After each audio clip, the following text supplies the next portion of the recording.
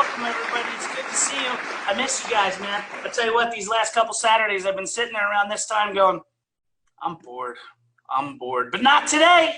Not today, because we're back and we have two awesome guests. The topic today is obscure claws. Obscure claws is the topic. So I'm the first one, so we're going to get going right away.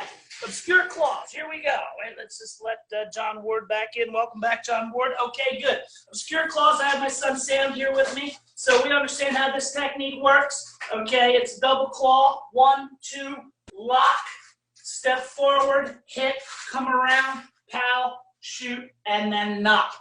Okay, so there's a lot of different variations of this technique. A lot of different variations you see on this technique. There's a couple pointers that I want to hit on. Okay, number one, my very first lesson in karate, very first lesson I ever took, June 21st, 1985. The very first lesson I learned this. We called it wrap around.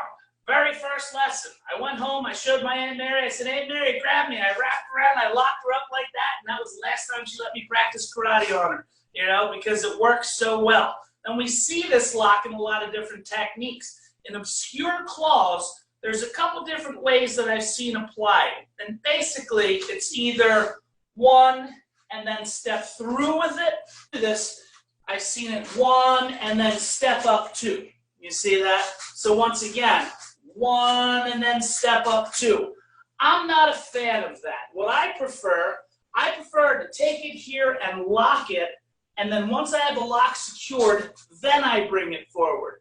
And then you can go into the rest of the technique here, all right? So when you do this lock, 1, 2, secure. Now as an instructor, I will tell you this. One of the issues that I've come across with this technique is, you know, when you're practicing with somebody who's a student or a friend or your firstborn child, you don't really want to hurt the person.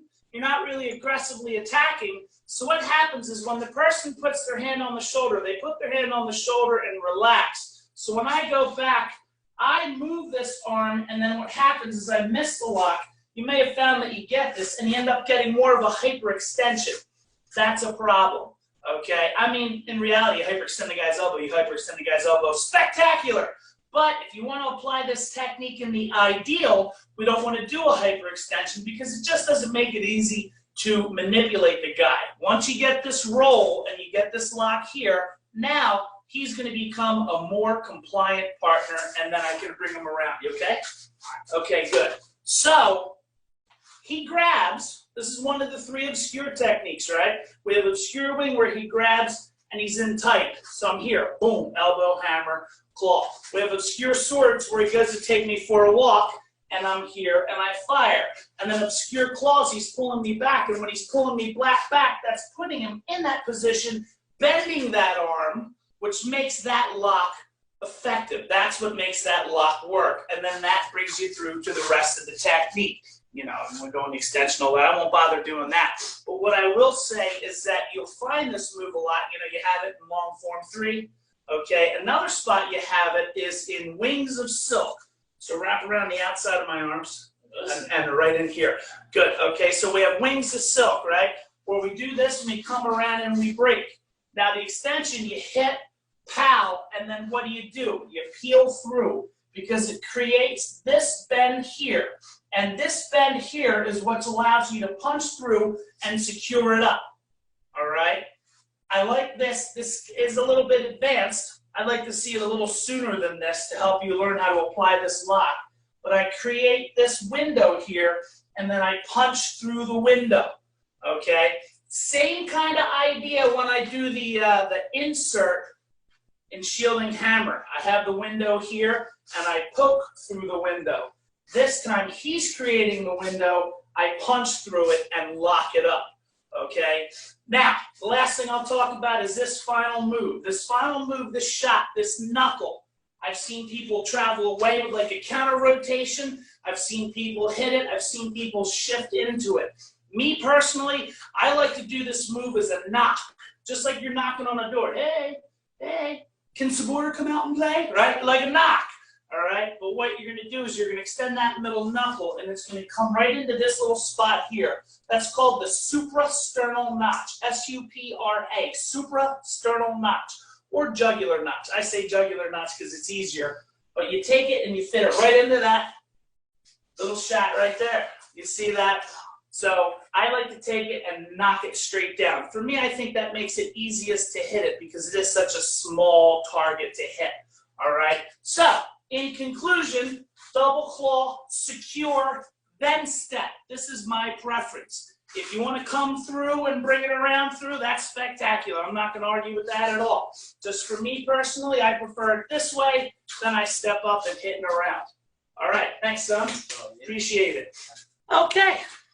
So that's my time. That's my time. Now, if you give me 1 sec just to pull this up, I'm going to throw it over to our next presenter. Our next presenter is coming to us live from his undisclosed location. Mr. Angelo, if you wouldn't mind unmuting your mic, I'm going to send it over to you. Undisclosed in LA, Angelo and AJ. What's up, everybody? Just making sure you guys can see us. Obscure claws, this is a cool technique that I like. For me, I learned obscure claws based on timing, and so I just want to emphasize the timing involved. The first thing I want to do is do the technique without anybody. So when the person grabs, we have marriage of gravity, and the timing is here. So that's all initiated as opposed to 1, 2, 3. I like to emphasize going 1. From this position here, I'm going to do this. The second timing is going to be 2, doing the front break. We're going to talk about doing a rotational stance.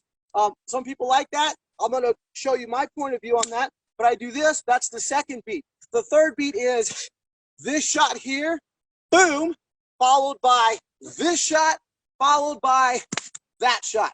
So we're going to go 1, 2, 3, 4, 5. It's a 5-count technique for the way I like to teach it.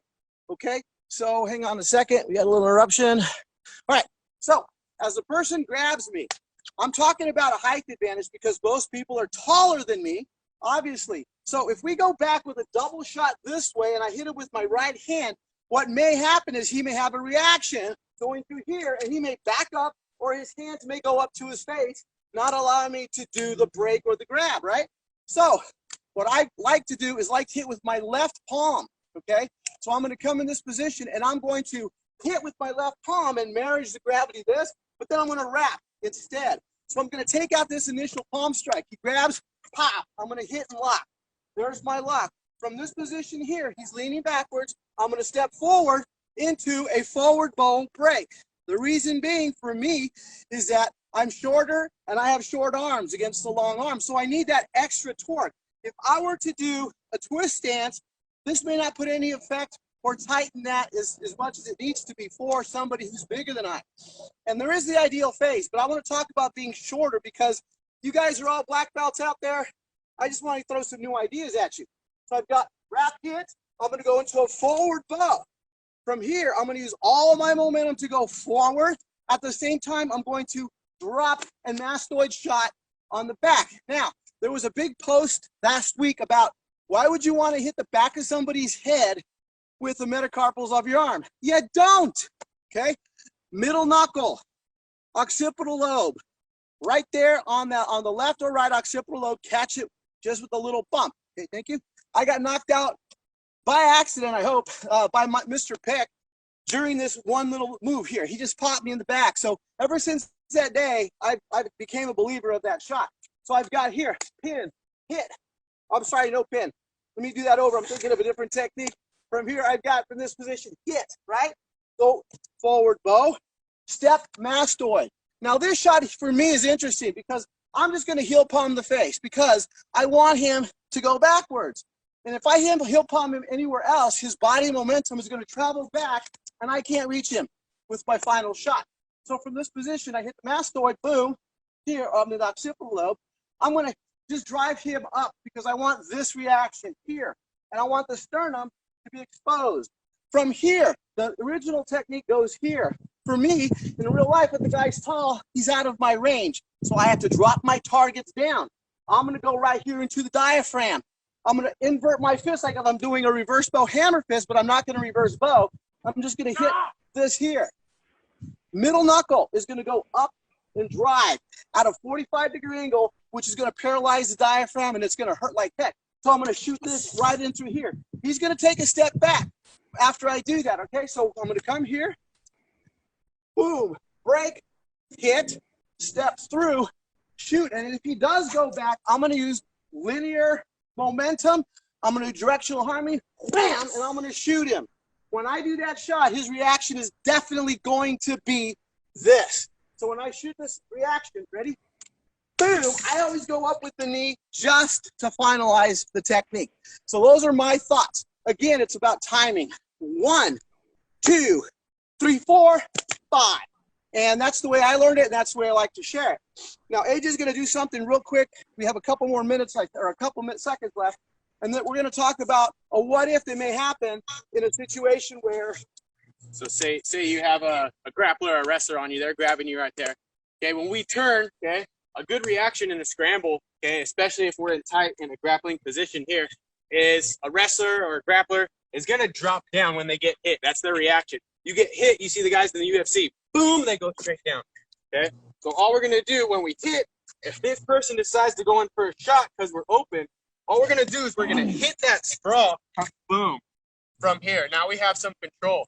We're going to turn that around, flip them over, and work the ground. But this is just a what-if factor if that person decides to, boom, they go in for the shot, hit that sprawl, using that same drop as we sprawl out. So that's pretty much it, just a what-if on a takedown. That's a good one, too. That hurt like hell. I've got one more note that I want to just remind you. If a guy's got long, skinny arms, and I can't really reach because of the length of his arms, what you can do is after you hit is go super high and go across his chest with that break. This will anteriorly dislocate the shoulder, okay? It'll pop right out. Then what you have to do, so you're going to come here, you're going to shoot that, and then you're just going to change your angle and continue with the technique. But that's another way that you can actually do some damage and control somebody who's much taller, is by shooting across the body. Okay, our timer's just going off. We made it just in time. Passing it on back to you guys. Thank you. I miss you guys. Hopefully we'll all be together soon. Isn't it funny how Angelo and AJ are like two of the nicest guys you know, but they just look so mean when they're doing that stuff on each other? Thank you very much, gentlemen. Thank you very much. All right, well, we went from Pennsylvania, flew across the country to LA, and now we're flying all the way back to Pennsylvania. My man, Mr. Brian Saw. What's up, everyone? So I just made it back in time from a little week-long vacation with my family, but I didn't want to miss out on this because, as these guys know, when there's a good time being had, I don't like missing out. So I made sure I was home to be able to join in on the fun because I, too, have missed this every week. So I'm thrilled to be back. All right, obscure clause. I'm just going to give you my take on this. So obscure clause, you know, right off the bat with obscure clause, you have this double, hello, that's all right. We have this double palm heel claw. Now remember, it's called obscure clause. So we take a lesson from obscure wing, right? Right, and this last elbow is that obscure angle that you can't see, that comes up, you can't see very easily, that comes up underneath here. All right, and so we learned that from obscure wing. Now we're changing the weapon from obscure wing to obscure claws, right? And claws meaning two, and it should come up on this obscure angle. It shouldn't come straight back. It should come up so that you're matching this obscure angle, making the attack a little bit more difficult to see here. All right. Same thing as Dan talked about with the wrap up. I like to think of this timing almost like a lunge punch for you guys who spar. It's like you almost over rotate a counter punch and you land with that foot going forward. I think about this lock that same way. I cinch it and I allow the momentum to carry me forward. And as this foot lands, that's when I'm going to hit this downward hammer fist or back knuckle. And then I step up, and as this foot lands, I'm going to hit that shot to the mastoid here. And as soon as that brings their head forward, we're going to return the favor with the palm heel, all right, rotation, and then rotate back with that middle knuckle strike. I also do what Dan described, that shot to the suprasternal notch right there. And this shot, just as Angela talked about, either right at the occipital lobe or right at the mastoid. And for the mastoid for you guys, it's kind of like that shot right behind the earlobe where you have 3 plates of your skull all meet. That can cause some serious disorientation. But when you do this, remember, this comes back. The other thing that I'd like to point out on this, and I learned this years ago, I'm trying to remember. It was when we were learning Falcons of Force. When you do these claws, allow your elbow to lead and then allow the claw to unfurl. What that does is it gives you a little bit of an arm check in case that hand that's grabbing starts to travel forward. You can build in a little check here with that elbow on the way to the claws. All right, so this should come up diagonally, allow it to lead with the elbow and then unfurl as you lock, okay? Allow the momentum of that lock to carry you forward. I land this shot here as I step forward, so these hit together as I settle. And then again, as my left foot settles, I'm gonna hit this shot here to the mastoid. And just as Angela talked about, this is activating targets. This brings them forward into this, which sets them up for this. All right, so you kind of have that rebounding effect. If you look at this pattern, okay, I'm going to do it this way. You're going back in a clockwise fashion, right? Here, boom. And then as soon as you hit, you reverse that clock. So you have a pattern this way, and then you reverse it and you go this way. Well, you know, everything has an opposite and a reverse. We talk about that, right? So if you go back here and lock, we also have that here with locked wing, right? You can set up here and then step back this time before you come back around with your knee. So you kind of have an opposite going there with locked wing. Of course, you have a similar pattern here as you learn in parting wings. The name was eluding me there. So as you step here, right, here, this you could, you know, just do the extension to parting wings. So you have a lot of correlations in the technique there. I don't know how I'm doing on time, but so I'll just start to wrap it up here. But the points I wanted to make on this one were, again, come up, lead with the elbow, lock, hit this as this foot strikes, hit this as this foot strikes. That way your strikes in your body are always in harmony. And then you have the back and forth with these last shots. And I'll stop it there because I have no idea if I went 3 minutes or 8 minutes. So my apologies if I went over. All right, thank you very much, Brian. Talk about dedication. He was doing our pre-Zoom meeting in the car on the way back from the beach. And as you can see, the lovely and talented Mrs. Saul, also a Kenpo black belt, throwing away suitcases. Good to have you, Brian. Welcome back. All right, so now we're flying the other direction, all the way across the pond to one of my favorite people, my man from Spain, Lorenzo. Hello, everybody. And it's a pleasure to be with us, Doreen and Lauren. It's an honor to be to share the time with you. Okay, thank you so much to come here to explain the technique. So I will continue with Brian. Brian here speaking about remember with the left side in parting wings. Sorry, right side in parting wings, left side in this way. Okay, you have another thing more. Remember, if you are doing big in hand, you can do the same move with both hands, okay? And I want to explain the first thing about the name. The name is Oscar Klaus, okay? Oscar Klaus is, remember, we move in 3 dimensions, 1 in depth, in width, and in the height, okay? But we have another one, is obscure zone, okay? This is the zone where the people don't see, but they feel the move, okay? Edu, want to help me, okay? This is one of my friends. This is my friend, so I hit the friend, she's right, but this is the friend, okay? So you need to think that not in this way because he can watch. If he watches, he can stop the hit, okay? So we need to go in this way. This is one cloud, and the second cloud is I do this, he can check and he can see the second cloud. It's for that it's very important, the timing in this technique. When he grabs me, he pushes me, and I close, I take my hand here, he cannot see the next move, that this is the one, okay? Another tip more, check when you are hitting here, and then if you do a big circle, this hand, we cannot be there because if I hit somebody in the eyes, he don't rest here. He are doing this. So if he close, we cannot have power. So try to do this in this way. He grabbed me. I do this. Try to do not in this way, in this way. And now you are at angle. It's more easy to continue to do the step through, okay? As Angelo and Brian and Dan, he are doing step back, step in front of, okay? I don't like to do this first or this because you don't have a power here. He can move me, okay? It's better to do one in this way, okay? Another thing, this technique, we can go, this technique you can use long range of the hand, but we have another technique to use short range. It's the same technique.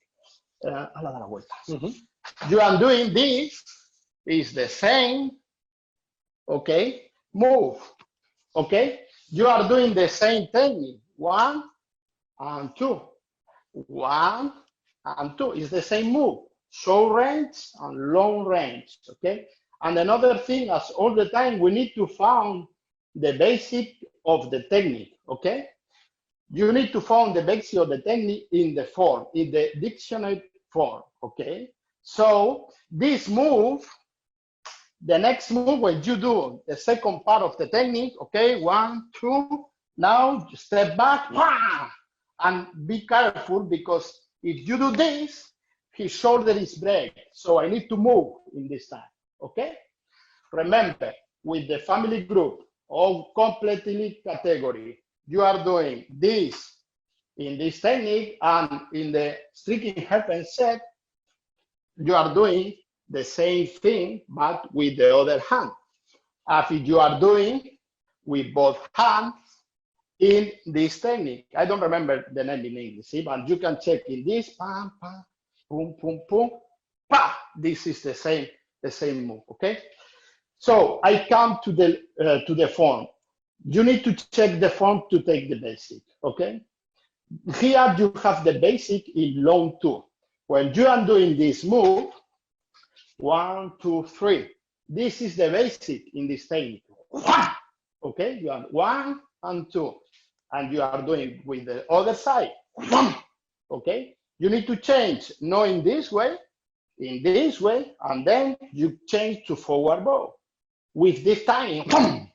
Okay, and then you do contrator and snaking. You are doing this move is not normal. It's only to completely category. This move, in this move, in this move. Okay, I do the technique all the time. 1, 2. Now I break. Be careful with this because his shoulder go up. I step at the same time. Bam! Is on the thundering. 1, 2 move, 1 song.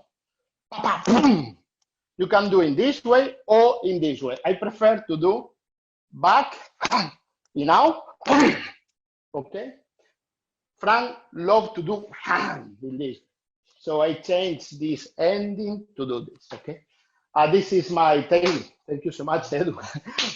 Okay, Dan, it's your turn, okay? See you, be careful. Regards from Spain. You're making me smile with the Frank love too. I felt that before. Awesome. All right. Well, thank you very much, Lorenzo. Excellent as always. All right. Moving right along, we're going to head up to Dartmouth, Massachusetts. My man, Mr. Dan Donfro. All right. Great to be here. A lot of great stuff going on with this technique. First, start with the way I teach it. So obscure claws, I'll do it in the air first. So, we go one with the double claw, and I'm on the same boat with Lorenzo and Angelo. We step through with the break, then the hit, and then move it in with the step drag. So I brought Mr. Brightman in. All right, so again, it's 1, take them through here, and then move it in with the knuckle strike. So what I wanted to do with this is, some relationships were brought up, and Wings of Silk being one of them, the extension to Wings of Silk. Wanted to try to graft it together with this, and I thought it came out pretty good. Something I think I want to start maybe practicing with the black belts. I like the way it came out. So it started here, and then through, and then I have them here. Let me get a little closer. So 1 to 2 this way, here, and then right down you go. Maybe we can back it up a little bit so you get a better look. All right. So here, 2, take them this way. Like so. So just quickly in the air what it was. From here, it's tough to get this hand up and around the neck, but this hand's here to assist. And then we can take them right down. Now, one thing I find with this technique, again, you have the obscure wing versus obscure sword versus obscure claws. I've seen a few times working in the clubs and such. Raymond just had some tattoo work done, so I got to be gentle. Gentle-ish. But you see somebody get grabbed, pulled back, and there's the bottle over the face or a piece of asphalt off the street upside the head. I've actually seen that. So, yeah, we don't need that. We don't need the props. So if he pulls me back and he cocks his hand back, I'm okay here, but at this point, I still may have a problem. So if I go back and I see that this guy is holding a brick, I'm not sure I want to keep moving forward. So we're here. This is a great opportunity to just take them right down. And that would eliminate the threat of that brick. So it's kind of obscure claws into the opposite side of tripping arrow. So if they could graft a couple of moves there, and that's what I got for you on that one. So I will send it back to you, Dan. Thank you very much, Mr. Donfro. Thank you. All right. Well, before we move on, let's just take a minute. Sorry, I'm moving my notes here. Let's just take a minute to talk about the Brotherhood and the Brotherhood members-only page that we always reference. If you are interested in becoming a member of the Brotherhood, shout out to one of our newest members, my pal Tom Troutman, who's in here. You can just go to brotherhoodkenpo.com, and part of what happens there is you get access to our members-only page where there are tons and tons and tons of video from all of our instructors. And normally what we do after the roundtable is a few other instructors go on and give their take on the technique of the day. We didn't do that last time. Instead, what we did is we did a Form 6 symposium where a bunch of the instructors got together and just shared their thoughts. I mean, we probably have about 2 hours worth of video from about 2 weeks ago. Brian, Sabora, Angelo, Lorenzo, myself, we all went up there. Monty threw a video up there. We all went up there and talked about Form 6. We're going to do the same thing again next week, only this time we're going to do Form 4, okay? So to give you an example of what we did, as soon as we're done here, Angelo's going to throw a video up on the Brotherhood, the public page, showing you what he put out there, which I will tell you, I watched that video and I loved it. I loved it. That's one of the cool things is I'm learning from all my friends when we do this. So if becoming a member of the Brotherhood is something you're interested in doing, you can just go to brotherhoodkenpo.com. I promise you, you won't be disappointed. All right. Moving right along to the second half of the round table, we're going to throw it over to Mr. Sabora. Hey, everybody. Salute. I miss you guys, and I'm glad you're here again. All right, so here we go with obscure claws. Again, not much I can add to it. Lorenzo and everybody, Brian, and cover a lot of stuff already. So I'll show you how I do it first and how I teach it, and then we'll talk about the details, okay? So this is for a left hand, right shoulder grab from your right rear flank, right? So as you go back, shoot the elbow, heel palm claw, double heel palm claw, right? Lock them up nice and tight, okay? So once you feel that lock, then you step forward into a forward bow, snapping that shoulder, possibly the elbow as well, okay? One more time, we step forward again as I shoot the back knuckle, okay?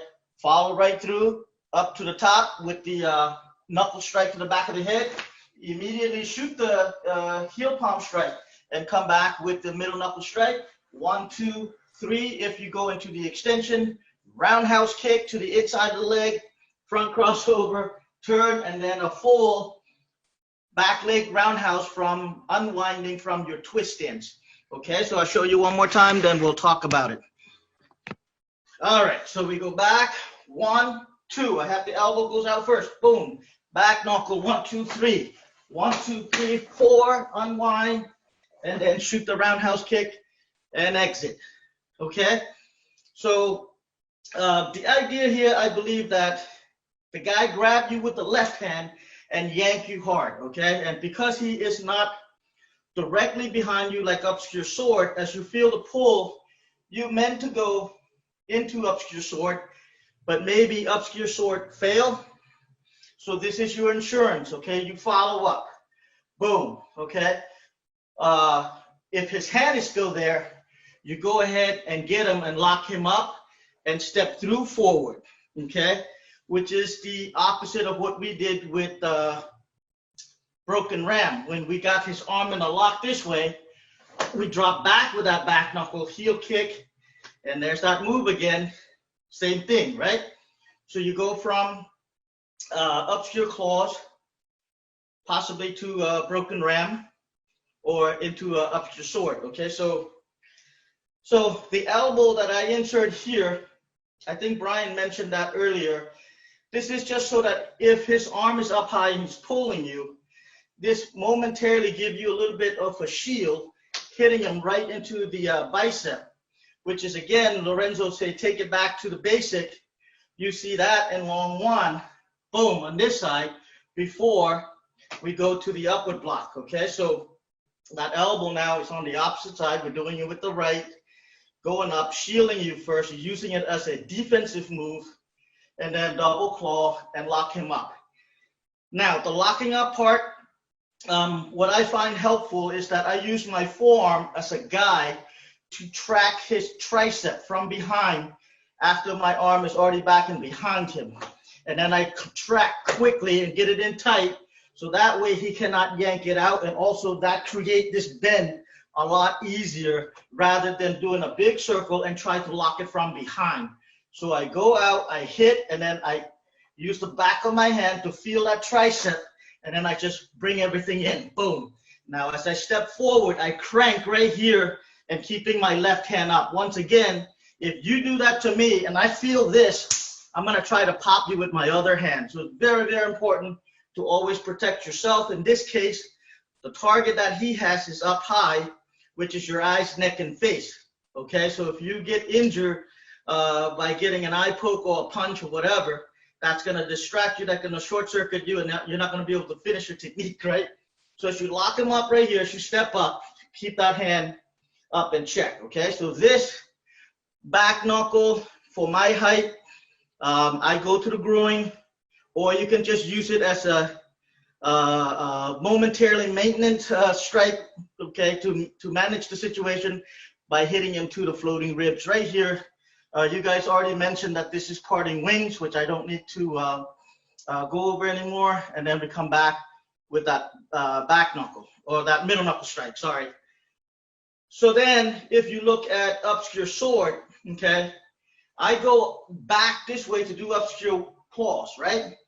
What if I go back here and I hit him really hard and he lets go and then he moves back in?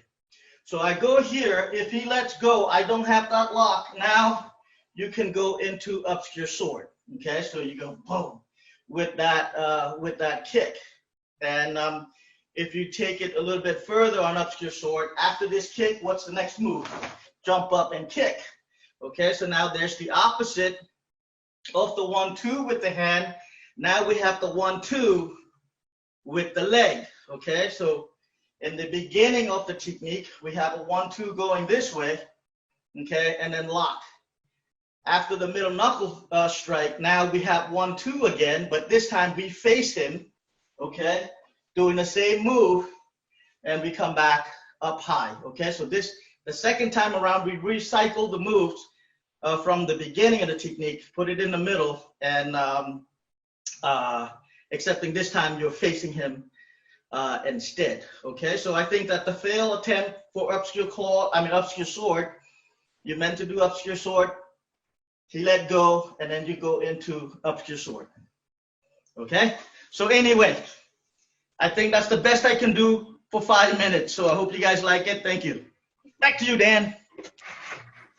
Well, thank you very much, Sabura. All right, pretty cool. Now we're going to send it down to Florida, to the high energy man. Lately, I've been calling him the mayor of Kenpo because you can find him everywhere and everybody loves him. My man, Monty Noir. Greetings, everybody, and greetings to our guest members, our guests to our roundtable, Mr. Bobby and Ms. Doreen. It's our honor to have you with us today. Before we start, I always say thank you to the frontline workers, all the people that is making our life easier till we get out of the situation. Obscure claws. We step back, of course, the guy is pulling you back. I like to make sure that always if I step back, I check. Hopefully my leg will check his leg or do some kind of damage on his side. I always make sure that the legs step back. And as the technique calls for the motion behind it. Originally in the late 80s, I did take it windmill guard. That was very impressive for me. That was my first technique. But later on in the green belt, and then I realized how intensive the technique is. So as we sit in the back, I like from this position as we sit, claws, I take advantage of your gravitational marriage there. I work with a lot of bodybuilders, and if they get hit, they get tense. It's very hard, but if I see that if you start using that gravitational marriage, this becomes heavy on them, and it'll be easy for you to step forward, and this will be a nice strike right in the midsection, so you can palm, raise the body up, and then there's the mid-knuckle strike. Okay? Now that's one way to take it, but I've done it with a lot of people, and when you step back this way, they get hit and they step back. Okay? So in this situation, so if you step back and then they got hit, so step in, and you go in your own technique, and you go into a different technique, because Kenpo is a bunch of intersection. Okay? So sometimes in the middle of the technique, I don't know, I've been in so many situations, you're doing something in the middle of the technique, you're not doing a technique that you're supposed to do at the beginning, because the guy gave you a different intersection. So you got to go into a different reaction. Okay? So I like another way of doing this technique also is because of my original base is the Tracy for the longest time, and then they always pin. So if you pin as you step him back and you do the claw and you keep the pin that way, he doesn't go anywhere, and step forward, hammer, there's middle knuckle, raise his head up, and this will create this strike. Okay? From there, and then you claw down to create the side kick, back fist, and roundhouse kick on his kidney. Another way is very nice. So as you step him back, claw, using gravitational marriage, you step forward, there's the back, knuckle, and strike, claw, claw. Okay? As if you claw him down, he buckled down, so you go, and then you go right on his ear. On his eardrum, and then boom, and there's another way to strike it. Okay, so as you see, we got so much intersections inside the techniques that we're doing that you can go everywhere. All right, and as we grow up in the martial arts in the ranks, so we just need to practice, drill. Okay, thank you very much. I'm honored to be among the Brotherhood. I always repeat myself, but it's very important to listen to the words. It's a great mind alliance. All these minds, they study the techniques. They study the format. I know a lot of guys, they say, you know, military, something came up lately, okay? you know, they do this military and they do that military. And, you know, how much time did you spend doing a gun technique? How many times did you encounter? You got guys that are doing it every single day for 20 and 30 years. You know, there's no way you can match, okay? So I thank you so much. And I appreciate me being here. God bless everybody. Join the Brotherhood. Thank you very much, Monty. I really appreciate that enthusiasm. Those young guys, wait till you're my age. All right, so we're going from the mayor, Kenpo, over to an author. Michael Miller's constantly churning out books. He has another one coming up soon related to what we're doing today, which I'm excited to see. So let's throw it over to Bradford, PA, Michael Miller. Thanks, Dan. Appreciate it. Hey, guys. All right. So I got a few things, a lot of things have been covered already. So I'm not going to waste time regurgitating what they said. I'm just going to give you a few of my ideas. First off, the way I do the technique. Obviously, coming around, I'm of the same opinion. Get this first before you step. It's like an uppercut. Think of like circling destruction when you come in like this. You do that uppercut before you come back to the back knuckle. So circling destruction, pretty much what we're doing right here. When we come around right here, you walk through, and then in this technique, I like to take a cut step, so that when I spin and I do that back knuckle again, just like circling destruction, boom, boom. When I do that back knuckle, when I spin around, I am now in a good neutral bow. All right, I'm not too on the line. Then we come up with that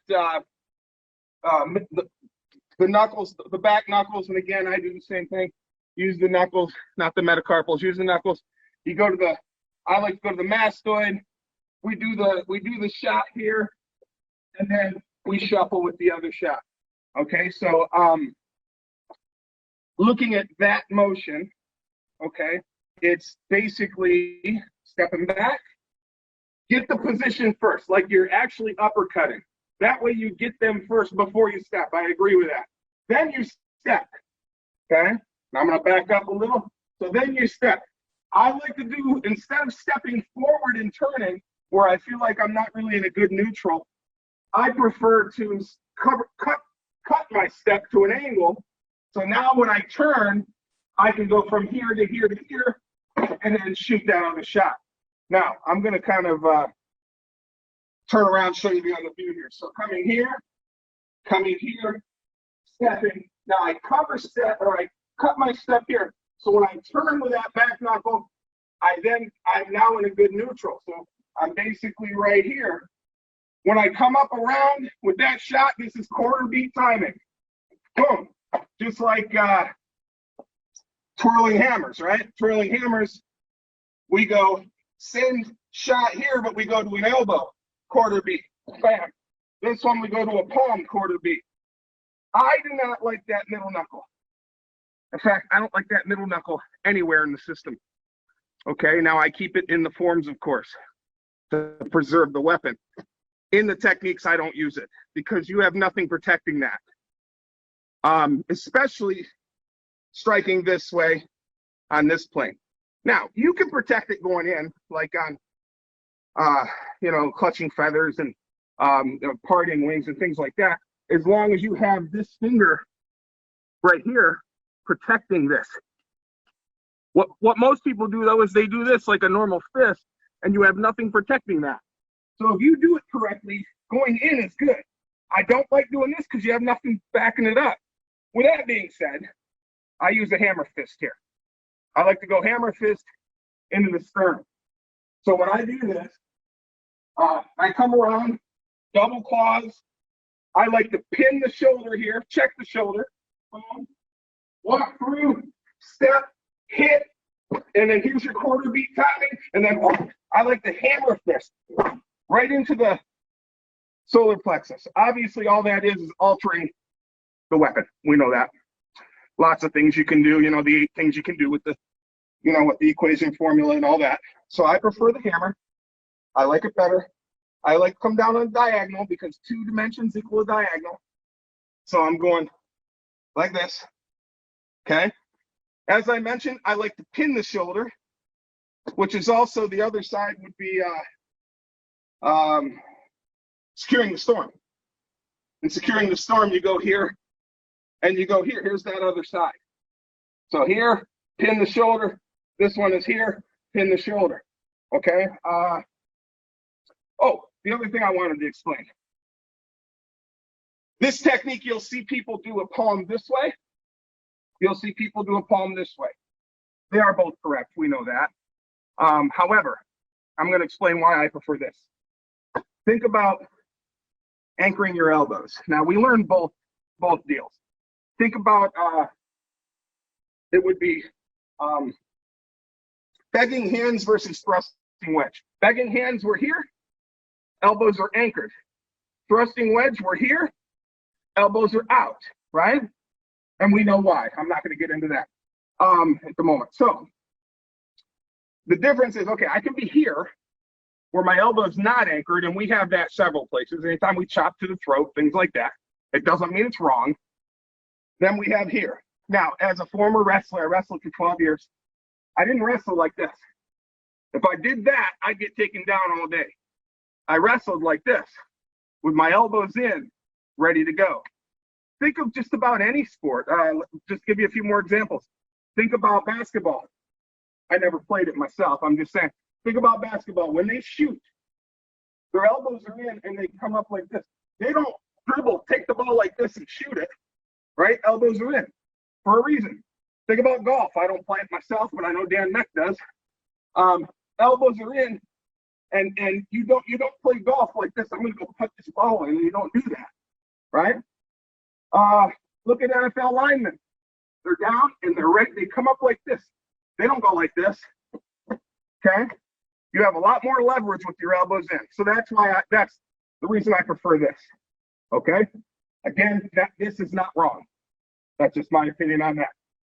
Also, real quick, talking about this back knuckle, the other side would be striking serpent's head, where we step back, boom. So you got this one, you got this one. As Lorenzo mentioned, the doubles are in blinding sacrifice. Okay? When you come up, come in right here, boom. There's your doubles. Okay? Because remember, in Kenpo, it's a science. We have opposites and reverses, right, left, right? Forward and back, so on and so forth.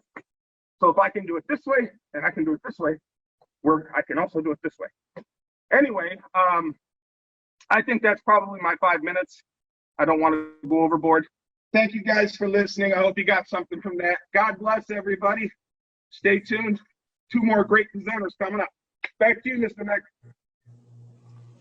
Thank you, Mr. Miller. So just to let you guys know, in the background, I feel messages, and Kim Dahl sent me a message, and he was talking about the exact same thing that Michael just talked about with blinding sacrifice, which is yet another cool thing about this show. All right, so our next presenter, I will tell you this, that you guys can tell that there's a heavy Frank Trejo influence, all right, in the Brotherhood, and one of the last things that Frank Trejo did for me and all of us was he introduced us to his world. And obviously we all want Mr. Trejo here, but if there is a positive to Mr. Trejo and how his life ended is how he brought us all together. And I'm very fortunate because I got to meet people like Charlene and Bobby Lawrence. And that's one of the reasons why we asked Mr. Bobby Lawrence to join us today. So all the way from Utah, Mr. Bobby Lawrence. Did he unmute you okay? Did I unmute We hear you loud and clear. Well, as Dan said, it's never just me or Charlene. It's almost always the 2 of us. So we're here. We're excited to be here. I've enjoyed watching all the things that the Brotherhood has been doing. I appreciate the positive environment that you have all created, and everybody contributes, and we all learn from each other. And I'm very happy about all of that. So I'm not sure that I can add much to obscure claws, but I can add one little thing at the start is the grab. Oh, you don't have a gi. I can't do that. So it doesn't matter which side. I think you do need to practice them on both sides, so it's fine if you were over there. We practiced before. But because this gi is so she can't quite get a hold of it. If they have a hold, it immediately she let go. But if they have a hold, that does make this a little bit easier. But so does this hand going through here, whether you step or not. I go into, and as part of the way it makes it like I'm jumping, right? So I'll go super slow. I like to make sure that it's a grip, and I know with practice, of course, you know whether it's on front, behind. Let's move it a little bit more in front. If it's a little bit more in front, I know I'm in turn salute or at a long 3, more the punch. If it's behind, can you get a hold of that lapel? Or not the lapel, but the gi. Yeah, now, and she pulled me back, just like everybody said. I like the obscure claw part of it. I like what Sabura said about how this would come in here, but I have always done it just with this hand here pushing. I like to go actually into tripping arrow myself because of the position that you're in. I wanted to talk about this part here on where you're doing the middle knuckle. I am like Michael Miller. I don't like the middle knuckle strike because I try to punch a bag with it and it never seems to do anything but hurt me instead of somebody else. I do hold it the way he was talking about. I don't know if you can see that. But anyway, so when I get here, I do go to parting wings. So I'm coming up, and then when I'm coming here, getting the knuckles, this one coming through, I would prefer this strike. Punch. Then after hand sword, I almost always try to do Mr. Parker's rearrangement principle. 1, 2, 3, 4. That way, whenever I'm in a hand sword position, and I prefer hand sword to a middle knuckle upside down because of the bone alignment. In a hand sword, I do believe the elbow should be under if possible, rather than up. Obscure claws, it is up because of the obscure angle and the pull. So if you're back here. I know that she would at this point kiss me, but that's not fair. Sorry. It's just the way we kind of operate. So anyway, the other thing I did want to say is there's 3 parts that I think that's happening. One is the execution of the technique, which you guys have done a phenomenal job of talking all the different aspects. 2 is the response ability, the ability to respond to whether they're pushing, pulling, or pulling. So you've got, because you almost have to do the double aspect to it, and the changing of the techniques. And the third part, I would say, is somebody else. So I'm in a technique, but somebody else is over here. We know we have to shift to bring a person in between us and them. And so I think that as we practice techniques, it makes some sense to say, let me have a person over here, and I'm going to have them walk this way, or I'm going to have them walk that way, and I will do a technique slightly differently based on a third person possibly entering in. Anything you want to add, Charlene? Nah, we just love you guys. Thanks for letting us be here. And that's all I have to say, and thank everybody for all the good work that you're doing. Thanks. All right, I'm going to leave you on camera for 1 second, so don't go anywhere. I want to say one thing before we go. Number 1, I love the fact that you 2 are grandparents, but you guys still scream like teenagers in love. That's what, before you even kissed her, that's what I thought. That's what I was thinking. And number 2, I love the fact that there's weapons in one corner and adorable stuffed animals in the other. So on that one. Grandbabies. Thank you very much to Bobby and Charlene. We really, really appreciate it. We really appreciate it. All right. Our final presenter of the day is a repeat presenter because she is a consensus favorite of the Brotherhood. Not only is she a consensus favorite of the Brotherhood, but I will say that she is one of the most well-liked, most well-respected martial artists that I know. As a matter of fact, we could say in the Kenpo community that she's very well revered. Here we go. Let's throw it over to GM Doreen Durienzo. Wow. I don't know what to say after that introduction. Thank you so much. A lot of great information, a lot of great takes on this. But I'm going to kind of do something a little different before we begin. One of the things I do as an instructor is I look at things as a systemic approach, not systemic, meaning what skill is this that I'm learning? How does it reinforce what I've already learned? And one of the key things that everybody said was pin hit, right? Pin hit, it's a very common thread. When I was a little girl, my dad used to play a game with me. I'm gonna have my husband come and help, okay? So he would always go like this, he'd stick his hand out, and then I'd do this. And what he was teaching me at 4 years old was whoever has the upper hand wins. And that's sort of what we do. So if this person grabs like an obscure clause, you pin. That's the first thing, I have the upper hand, right? So that's one way to look at it. Another thing I want to show, just a little different, because look, I'm an old lady and I'm not near as strong as most of you guys. So when you step back and you end up here, what I like to do is I want to put my hand right on his ribs so that that lock is right there. Sorry. No, it works. Okay. Okay, I had to kiss him. I didn't want to be outdone. Okay. So anyhow, when you lock this up, this is good, like if you're here, but just to give a little, just track your hand right along their ribs and that locks in really quick. Okay, then when you turn this way, then after you lock them up and you turn, you got this back fist, it's right here. I don't know if you can see that. It's like, it kind of shoots out. You don't even have to really work that hard. It recoils right away. All right, I'm gonna call you back in a sec. Okay, all right, so then the other thing I wanna show is the footwork, okay? Now, Angelo talked about using marriage of gravity, okay? And that's all well and good, okay? But if you drop back, bam, and you drop and you settle, if you're not muscularly strong, that's going to be a hard move to take that second step.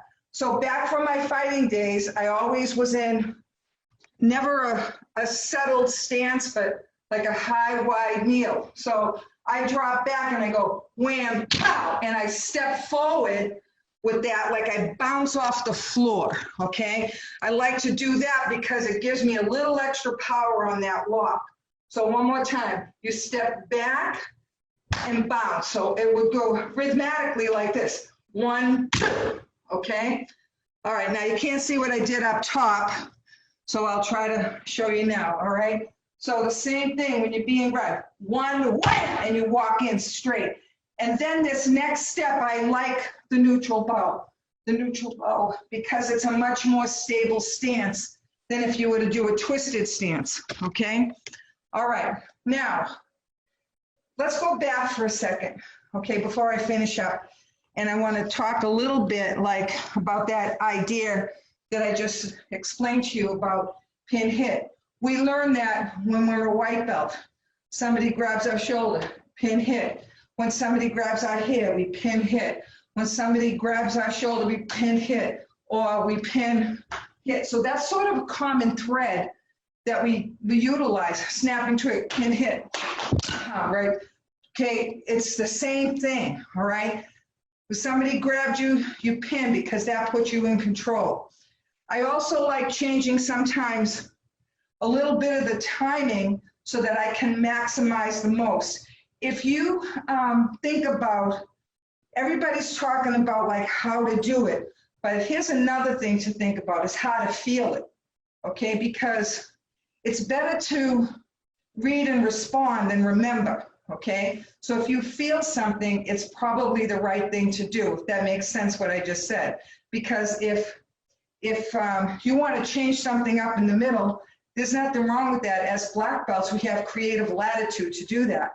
Another thing, and this is showing my teacher hat, I like to think of our Kenpo techniques as buying a brand new box of Legos. You know, you want to make the picture on the box, right? And then you buy another set and you make that picture. And then you see, how can you combine the sets to make a more interesting pattern? And that's kind of what we do. You know, like you make the picture because that'll teach us how to interlock everything. But then you can get creative and make your own design. That's one of the things I like to think of. Now, the other thing, I'm going to have you like stand. Okay. You want to stand where? Yeah, right there. Okay. Okay. Yeah. All right. So as he grabs, okay, I go, okay, I'm going to walk, and now I'm here. I saw everybody do this, and that's what the manual says. I turn my hand this way, okay, because it feels to me, when I do this, I feel like I can stop them a little bit better. If I do this, I kind of feel all jammed up. This is a personal choice. So I put my hand here, go one, bam, so it goes bam, bam, right? Bum, ba, bum, bum, like that. Now, a lot of you alluded to this, but I'm going to show you one more thing just to keep this in mind. Look at, I think it was Brian that did, look at me from the side. I did this, and then I did this. So what you learned there was how to utilize an entire circle either way. You know, how many strikes can you have in a circle going this way? How many times can you strike going that way? Either one, okay? But there's the return motion there and reverse motion, okay? So how many times can I hit going this way? How many times can I hit going that way? And utilizing the circle. Now, as a fighter, I can tell you this, I never did anything like this. Everything came straight. Everything came straight for the most part. You know, a hook punch, maybe a roundhouse or a hook kick. But I never walked up to anybody in the middle of a tournament went like this. I never did moves like that. But you don't know how you're going to be grabbed. You don't know. You have no guarantee about which way anything is going to go. And what our system does, it prepares us to be able to respond to a feeling. And sometimes when you're learning and practicing, it's a little tough to simulate some of the feelings, but that, especially now where most of us are all teaching on Zoom, right? But anyway, that's kind of the whole idea, where you want to have all these choices, you have all these options, but what you need to do is what is necessary in the moment. That's the whole big goal. The whole overall arching plan is that you can read and respond in the moment. Okay, so that's my spin on obscure claws. I hope you learned a little bit. Thank you, Roger. And thank you, everybody. Awesome. Learned a little bit. I learned a lot. See, that's why we asked her to come back. Spectacular as always. Thank you very much. You know, we should have done this on February 14th because this is like the spouse cameo week. We had the lovely Jessica Saul, we had the lovable Charlene, and we had the stunningly handsome Roger. So salute to the spouses this week. All right, we're about to wrap it up, but we want to do a little thing called Pass the Mic that we do every week. So if I can ask all of the Brotherhood instructors to unmute their mics, we're going to give you 30 seconds as a final wrap-up. Now, you may have noticed there was a bit of a void this week. One instructor was missing. That would be Mr. Mark Lawler, who was sidelined with hip surgery. So, but... you know, he's a team player. He jumped in, and I'm going to give him the first shot at it. 30 seconds, Mark Lawler.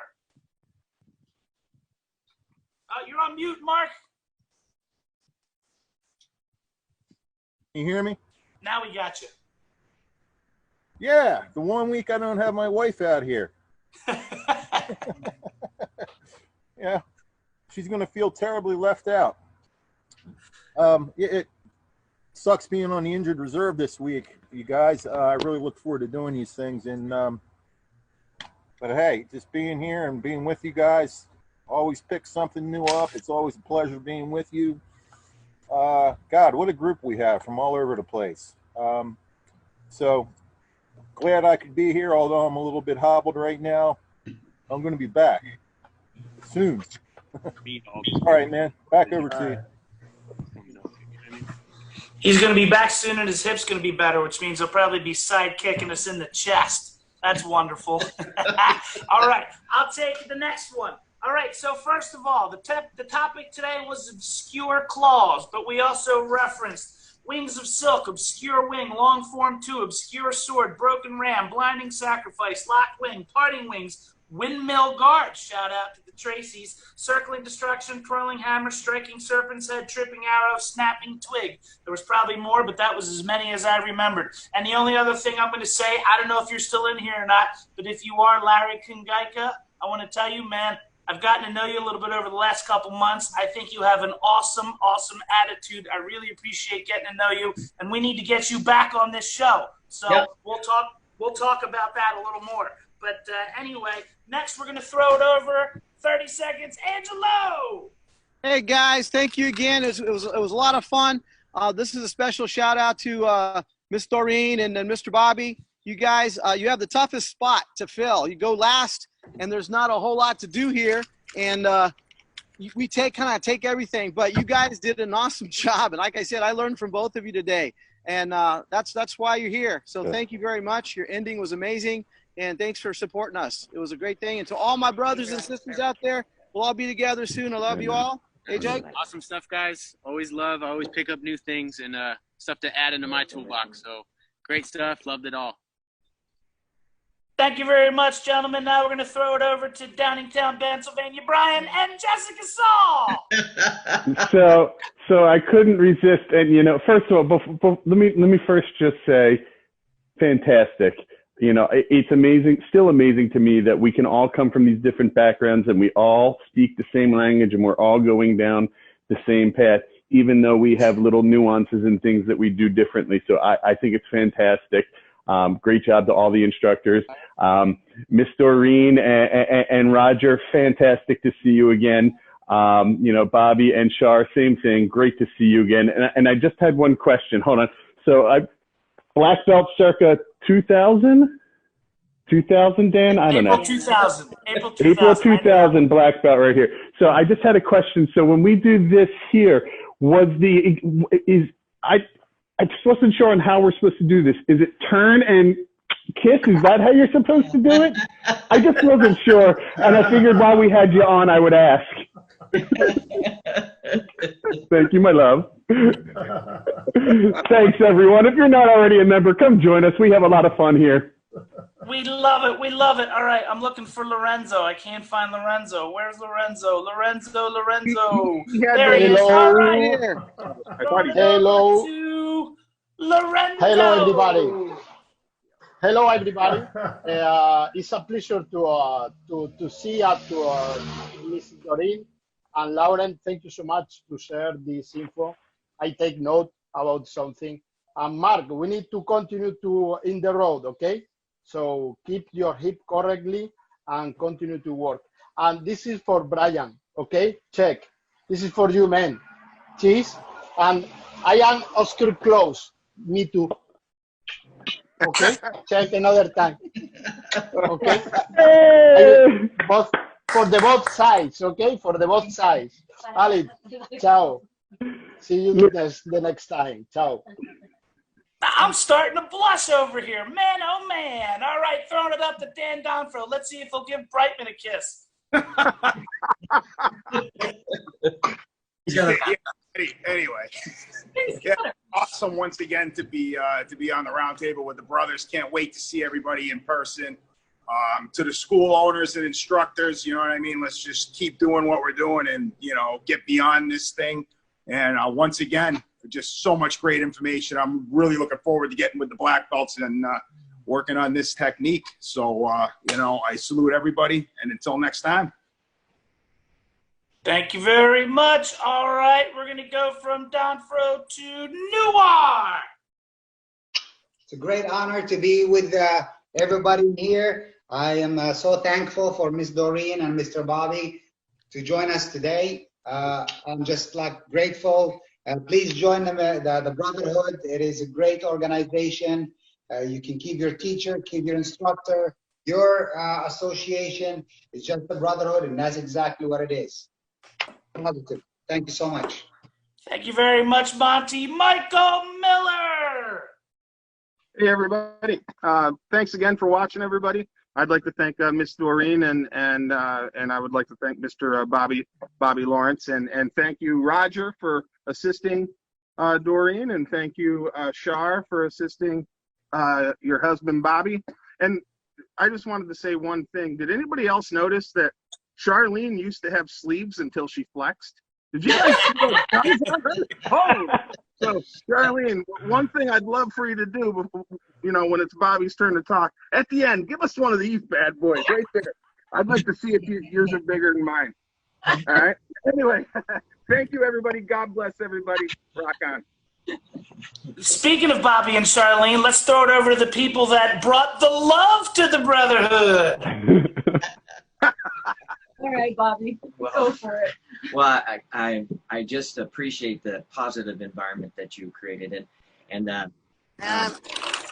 you know, whenever Mr. Parker would come to town, it was Charlene who would go pick him up at the airport. Mr. Parker's sister lived in the same town where we're at, and she would always pick him at the airport and then take him to his sister's house, and then we would get together. And so Charlene got an insight into Mr. Parker's system that didn't have as much to do with the technical side, but had to do with the family side and the love side, I guess you could say, how the relationships that we build through hitting each other strangely makes us very close, and we have a common lineage, we're a family in that regard, because we all of us respect Mr. Parker and his system and his teacher that taught us so much that it's just an honor for us to be here, and for me to have Charlene work with me is a privilege that I have in life, and I'm very grateful for it. Thank you. Well, I can tell you that we all thank the world and love you two as well. Yeah, Throwing it over to Miss Doreen. There it is.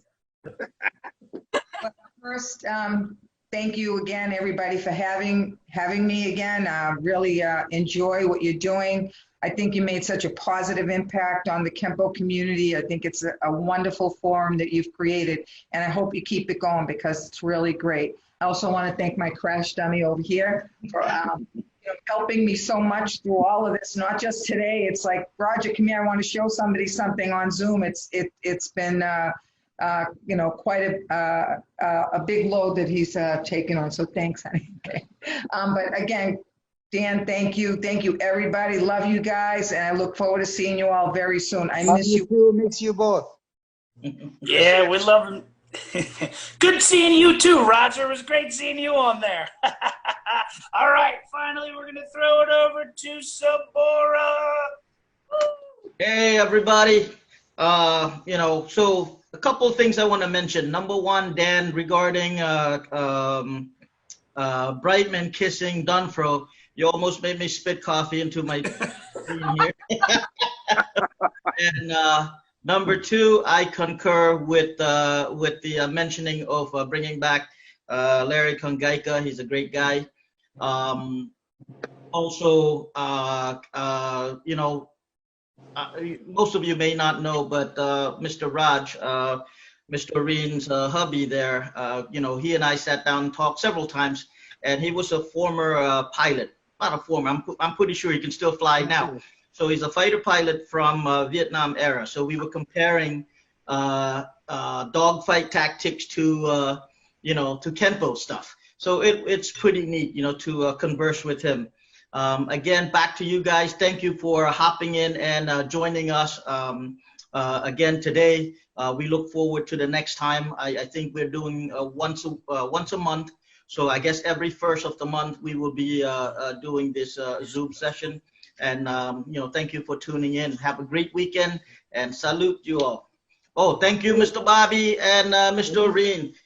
Thank you. Awesome. And it's great to see you guys again. Love you. Love you guys. Love you. Thank you so much. All right, one last thing. Don't forget, as soon as we're done, Angelo's going to throw up a video of Form 6 just to give you an idea of what we're doing on the members-only page. And if you're interested in becoming a member, just go to brotherhoodkenpo.com. And the Roundtable, we've also been bouncing around some ideas of changing it up a little bit and doing some themes other than just Kenpo techniques. So we were thinking about doing a sparring, like a competition type of a fighting thing, so and potentially weapons. So if you have any suggestions, send them to us. We're always open. And last word, Kim Dahl just yelled at me and said, "Securing the storm." So I got it in, Kim. All right, everybody, thank you very much. You have a lovely day, and we'll see you soon. Bye. Bye-bye. Bye-bye. Salute you all. Hello.